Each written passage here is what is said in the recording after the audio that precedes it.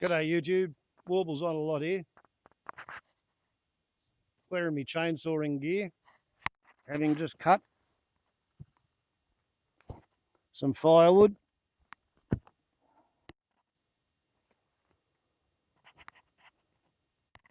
In the rain. Didn't rain for long, probably going to start raining again soon. But there's a slightly funny aspect to it. Pretty much as soon as I started the saw, the rain commenced to fall. And here I am wearing a knitted jumpery sort of a thing. Inherited it when my uncle died. And I didn't really feel like getting rained on while cutting wood in this jumper. So I thought I'll go and grab one of the old coats. The coats that hang up underneath the veranda. And because on previous occasions, when there's been a cloudy night and the sun rises, as the light comes over the horizon under the clouds, on some days you get bent-winged pipistrelle bats, the ones that normally live in the cave in the cliff over the Beardy River, about 2,000 metres in that general direction. What happens to them is they don't fancy the idea of trying to fly in daylight 2,000 metres over the top of the forest. So when the sun comes up over the eastern horizon, they make an executive decision to spend the day at the emergency landing ground with the swamp wallabies and the grey kangaroos, with the nearest local shared totemic human, muggins, i.e. they normally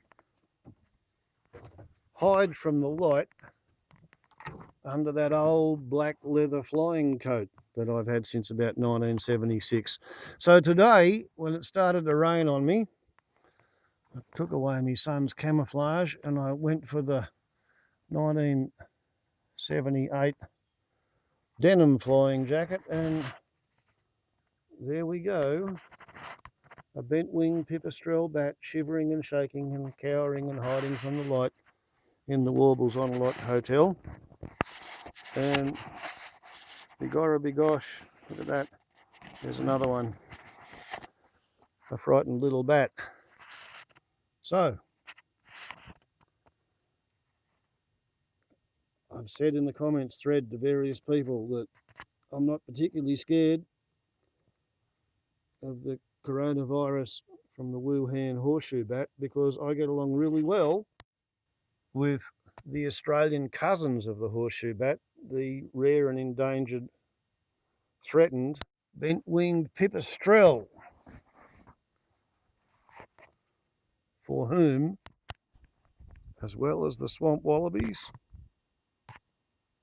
I maintain a not quite palatial hotel, motel, emergency landing ground, somewhere to spend the daylight hours while waiting for it to be dark enough to safely emerge and go out and feed with the rest of the mob and go back to the bat cave and tell them all what a lovely, nice human being there is living up there on the Endangered Species Sanctuary.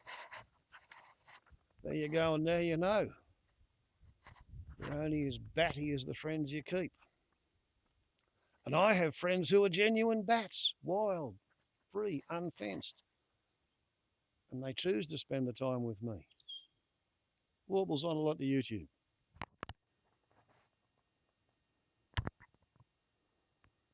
By the wallaby in the shade of the windmill. Ciao.